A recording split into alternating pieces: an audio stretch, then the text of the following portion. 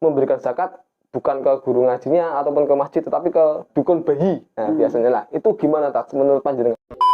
Disunahkan makan dulu. Otomatis ya makan terus minum. Nah, kapan mana salaman karo bocah iki ya ora saiki ya ngono ta. Nah, sesuk bodone wis bubar, salaman cok digaplok.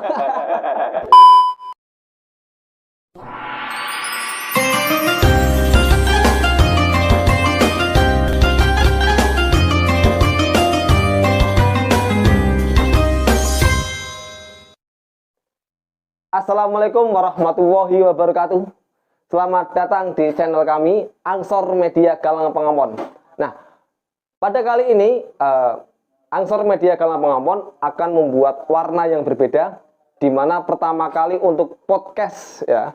Jadi pada pertemuan bulan puasa yang ke-24 ini, kami akan membahas tentang zakat fitrah dan lebaran. Di sini saya tidak sendiri, ada bintang tamu yang sudah tidak asing lagi, Ustadz yang ada di Galang Pengampon, yaitu adalah Ustadz Hamdan Sakirin. Assalamualaikum Tat. Waalaikumsalam. Sehat Tat? Alhamdulillah. Nah, Khair. gimana Tat menjalankan puasa sampai sekarang lancar? Alhamdulillah khair. Nah, pada pertemuan kali ini kita akan membahas sedikit tentang zakat fitrah ini Tat. Nah, menurut panjenengan zakat fitrah niku nopo? Zakat fitrah kan berarti ya untuk apa namanya? Untuk menebus puasa. Karena kan puasa manusia itu apa namanya akan tergantung di langit-langit sehingga seorang tersebut mengeluarkan zakat fitrah. Jadi kalau seorang belum mengeluarkan zakat fitrah, koyo-koyo pahala itu tergantung di awang-awang gampang. Namanya wis kalau sudah dikeluarkan zakat fitrah nembe pahalanya. Oh iya. Ke Gusti Allah. Oke, berarti zakat fitrah itu adalah puncaknya dari berpuasa. Kalau berpuasa tanpa zakat, kesannya kayak berpuasanya masih ngambang menurut tadi. Ya. Oh ya. Nah, untuk zakat fitrah ini wajibkah dikeluarkan setiap orang yang berpuasa atau tidak, Tat? Jadi kalau masalah hukum, zakat fitrah itu ada kalanya hukum mubah diperbolehkan, ada kalanya sunnah, ada kalanya makruh, ada kalanya haram, ada kalanya wajib, ada 5 ya. Jadi aslinya zakat fitrah itu boleh dikeluarkan pada tanggal 1 bulan Ramadan itu boleh, itu masuk hukum mubah. Nah kalau yang biasa dikeluarkan pada masyarakat yaitu menjelang malam Idul Fitri itu termasuk hukum yang wajib. Nah kalau hukum sunnah itu sebelum melaksanakan sholat Idul Fitri itu sunnah. Jadi zakat itu akan diberikan kepada siapa saja nih kita untuk zakat sendiri? Zakat diberikan pada mustahik bahasanya ya. Mustahik itu ya, mustahik ada 8 golongan. Di antaranya pertama 1 fakir, 2 miskin, 3 hamil, 4 mu'alaf, 5 gharim. Gharim itu orang yang punya utang. 6 hamba saya, 7 sabilillah, 8 ibnu sabilillah. Di zaman sekarang ya non sewu akhirnya yang ada cuman hanya fakir dan miskin. Dan itu dari 8 itu ada pengertiannya masing-masing. Fakir itu apa, miskin itu apa, amil itu apa, ada pengertiannya masing-masing. Nah, untuk zakat sendiri kan sekarang banyak nih Tat ya. Contoh kayak seseorang ini masih punya hutang. Saya kan akeh Tat. Kreditan mobil, kreditan motor, kreditan rumah ya ono kan. Nah, itu hukumnya gimana ketika dia harus melunasi hutangnya dulu, apakah harus berzakat dulu? Saya agak lupa itu. Nah, ya pokoknya kan hutang kan ada 2 ya. Hutang itu ada 2, ada kalanya sudah jatuh tempo, ada kalanya belum. Menurut saya lupa jawabannya. Udah apa-apa Tat. Oke, berarti nanti ini buat PR untuk kita semua, bahwasanya bagaimana sih ketika orang yang punya hutang itu wajib berzakat atau tidak. Nah, ini sangat menarik ya buat sahabat-sahabat. Nanti bagaimana jawabannya tunggu podcast kita selanjutnya.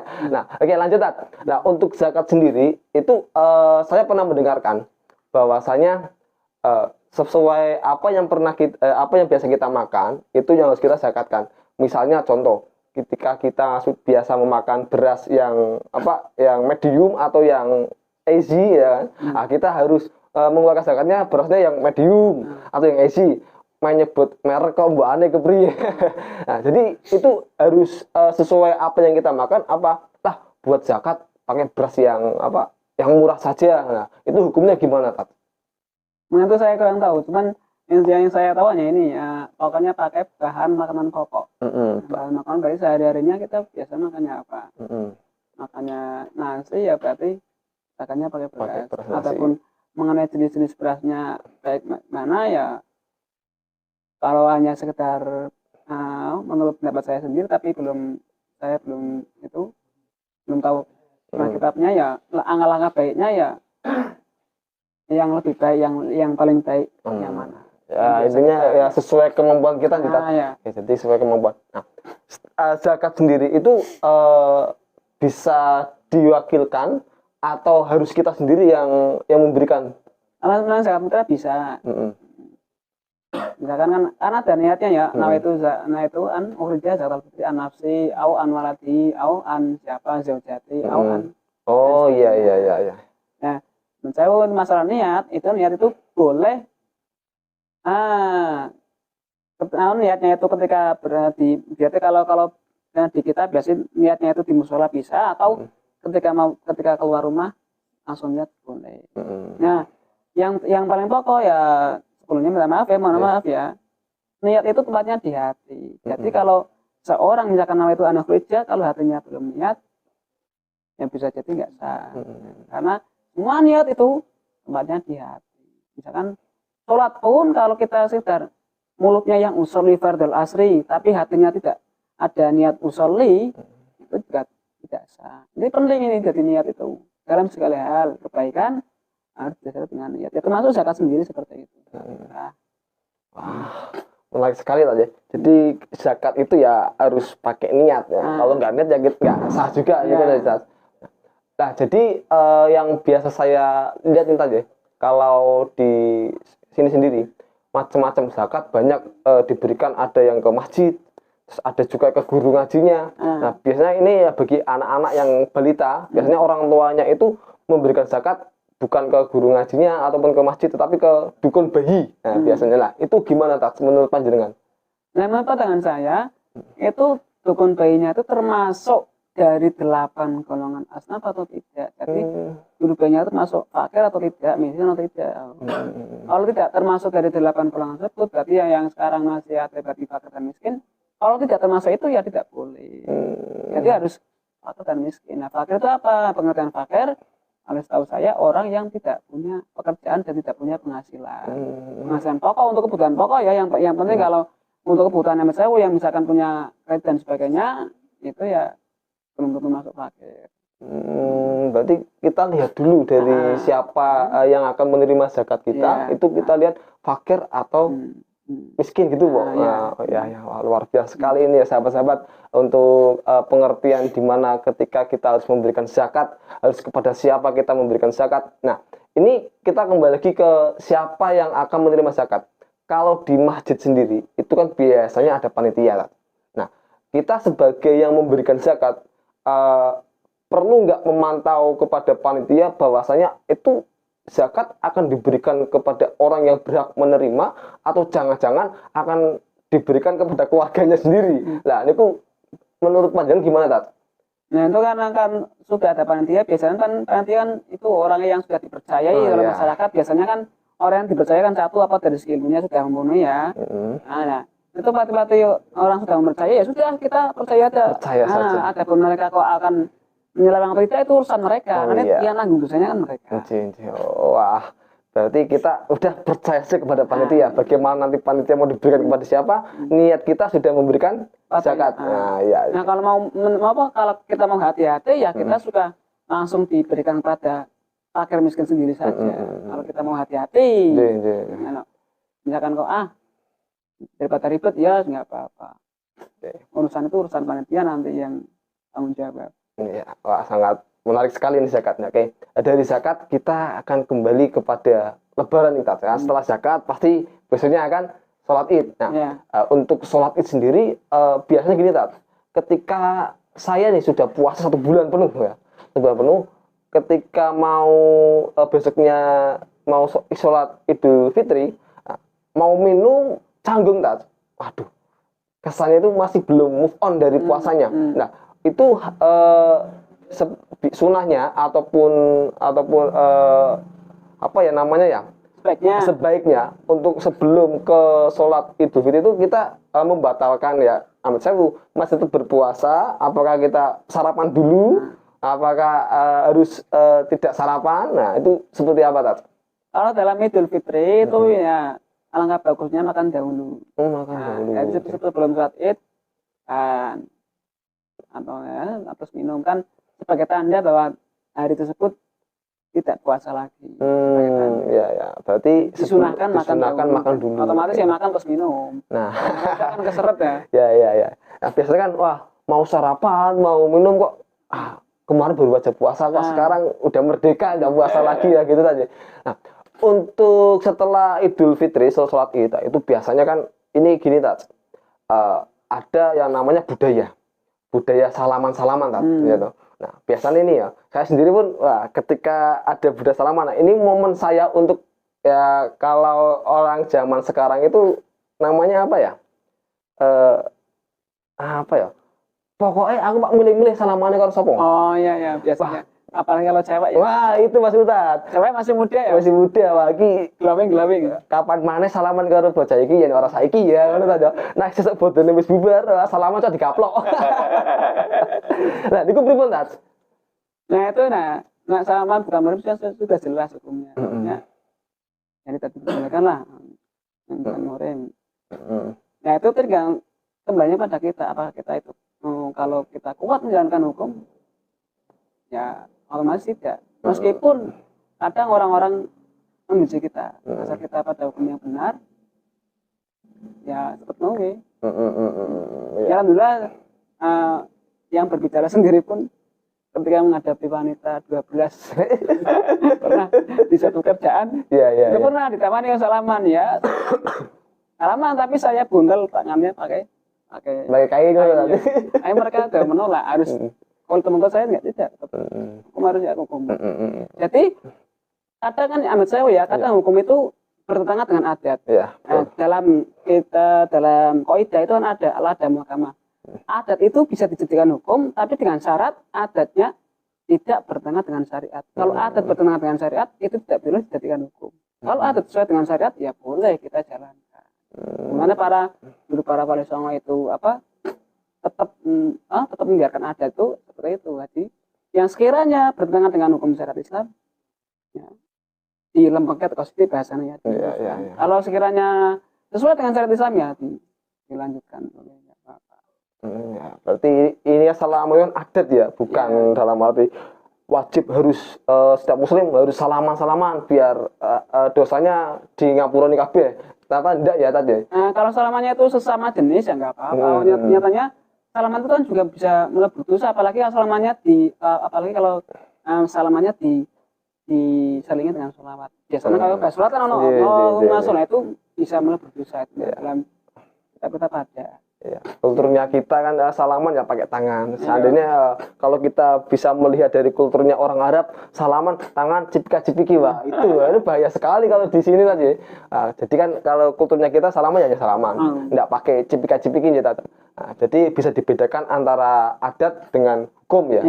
Oke. Nah setelah kita salaman pastinya ada yang namanya ketika Lebaran itu, setelah Lebaran di bulan Syawal sendiri banyak sekali undangan-undangan yang masuk tak. Nah, jadi kuwi gawe rayahan duwe gawe. Nah, jadi ada apakah di bulan Syawal ketika misalkan saya punya anak nih, anaknya tak sunatke ning bulan Syawal. Misalkan teman saya atau tetangga saya yang masih muda menikah di bulan Syawal. Nah, ada apa sih di bulan Syawal itu kok banyak sekali masyarakat membuat gawe yang besar. Nah itu kan jawabannya jawabannya kan lebih di Jakarta gitu. Masuk. Cuman kalau dari dulu saya itu yang saya tahu itu kalau untuk acara nikahan atau apa itu bulan Syawal kurang bagus. Kurang bagus itu ya bulan Dzulhijjah, terus bulan apa namanya mulut. Bulan mulut pun gagana ya kurang habis, sebab kan untuk menghormati Kanjeng Nabi, amat saya boleh kadang ya bulan mulut kok mengadakan pesta perkawinan kok besar-besaran, sedangkan mengatakan mulutan kok kecil-kecilan itu jadinya kan kemudian kurang menghormati kanjeng Nabi sallallahu alaihi wasallam. Jadi ya kalau bulan Syawal seperti itu.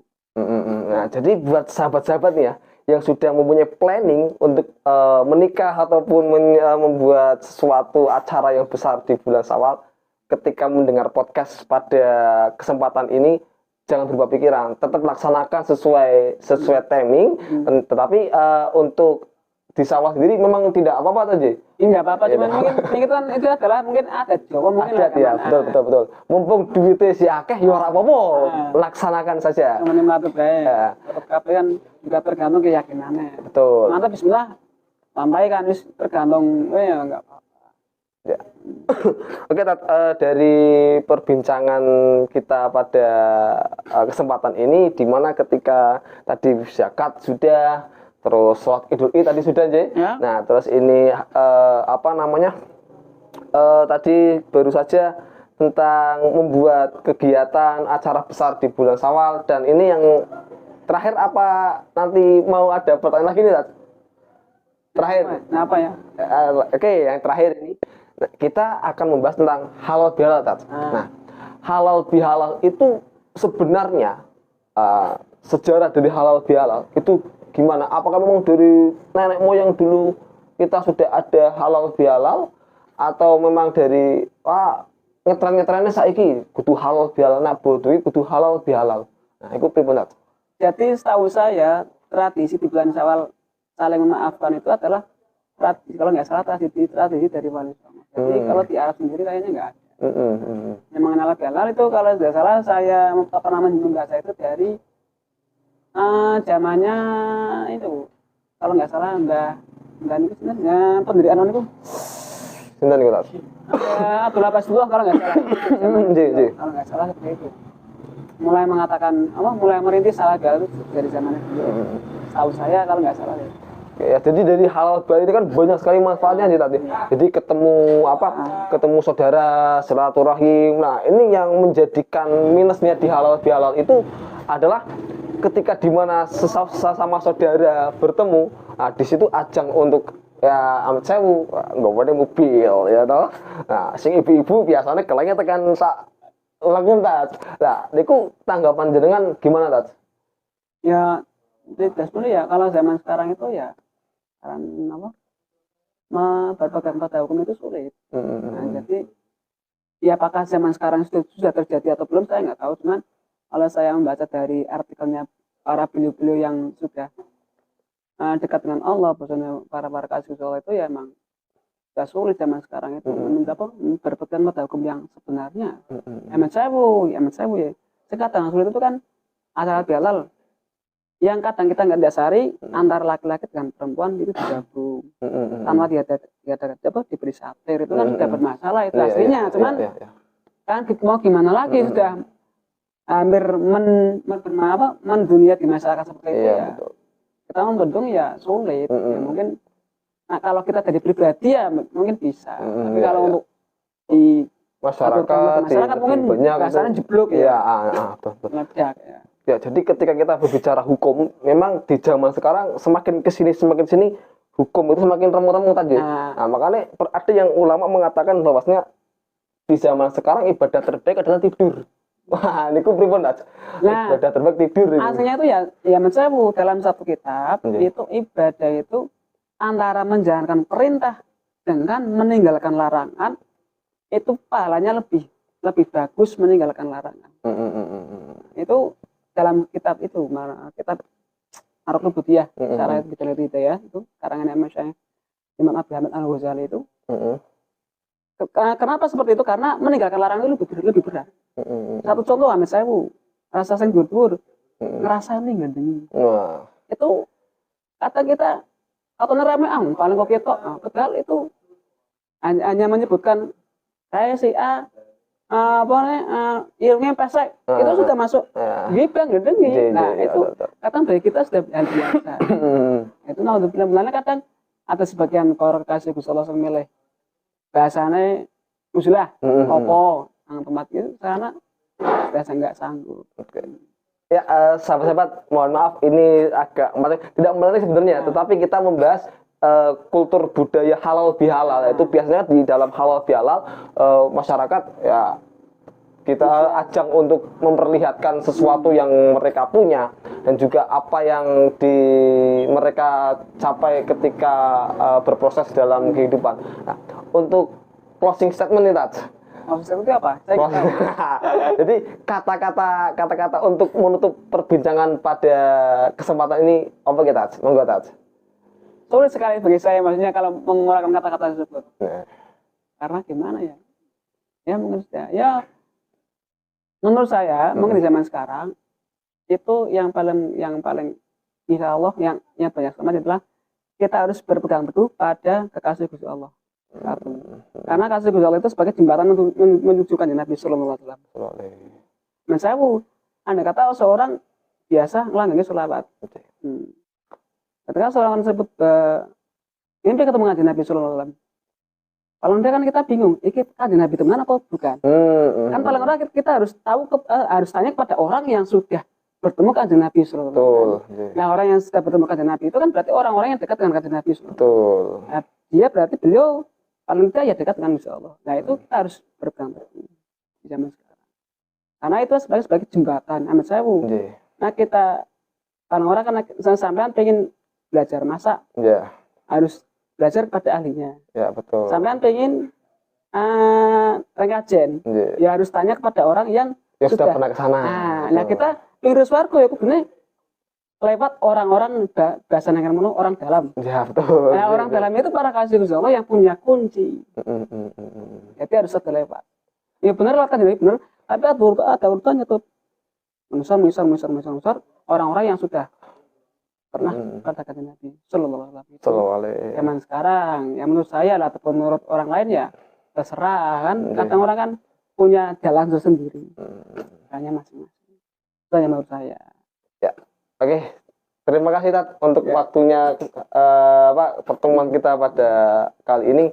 Ya, sahabat-sahabat, begitulah singkat cerita. Singkat cerita ya. Tapi perbincangan kita pada kesempatan ini, di mana ketika kita membahas zakat fitrah, terus sholat Idul Fitri, tadi juga bagaimana sepatutnya untuk melaksanakan halal bihalal, dan semoga pada pertemuan kali ini bisa membuat sesuatu yang luar biasa di hati para sahabat-sahabat. Mungkin pertemuan kita cukupkan sampai di sini. Mohon maaf. Jangan tutup dulu. Oh ya, gimana Tat? Ya sebelumnya kalau dari jawaban saya ada yang salah. Oh ya.